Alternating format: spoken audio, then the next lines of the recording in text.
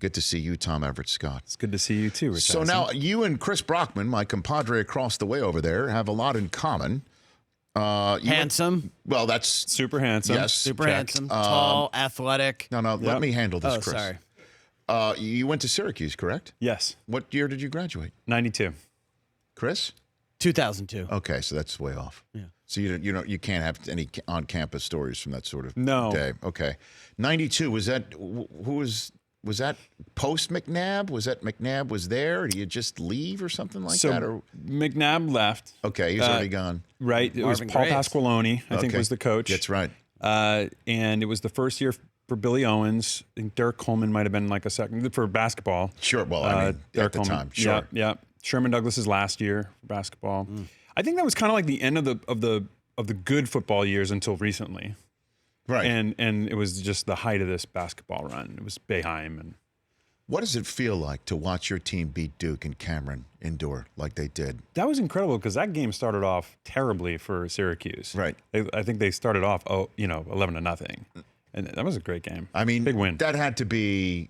What's it like? Just tell me what it's like to beat Duke, because that's got to be something. It was pretty awesome. I'm not gonna lie. I wish I was there. A number It was one pretty team, amazing. and not just any Duke. You beat the number one team when they were Duke's number one. That's got to feel pretty good. Yeah, it felt really good. Our poor Okay. guy took a charge from Zion, and he's still not healthy. How much money would you require to take a charge from Zion Williamson running down the court? What's that price know. tag? Guaranteed Emmy. You have children. Keep that in Right. mind, right? How many kids do you have? I have two. Okay. I'm just trying to think what my life insurance policy is at. Contact Lloyd's of London and see if there's an underwritten sort of thing for that. I mean, my gosh.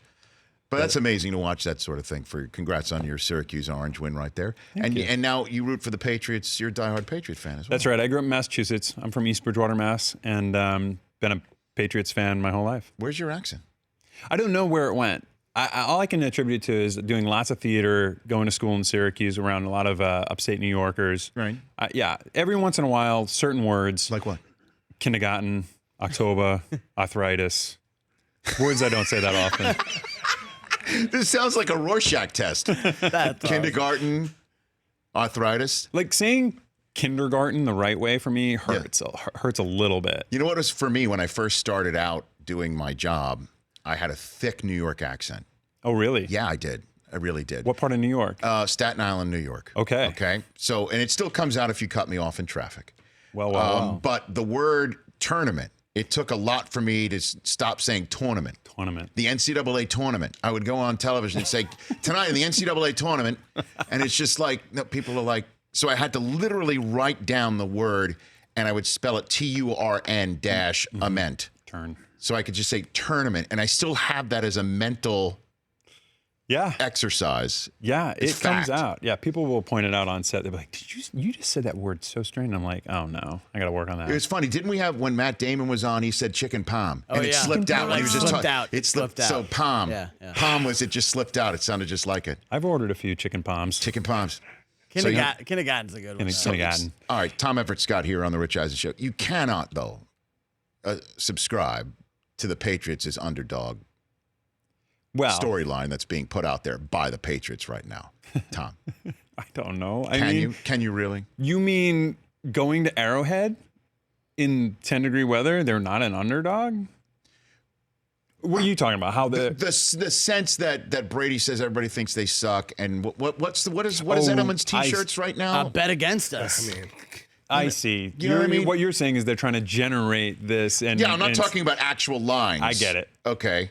I get it. Set in the town of in Vegas where Mo Green has no place or signpost. By the way, you have been in a movie with Mo Green. I have. That thing you do. I can't wait to ask you about that. Saul Seiler. But you know what I mean? Like the whole concept of like nobody thinks we can do it. Come on, the whole world thinks they can do it. Yeah. Everybody knows they can do it. Except for Las Vegas.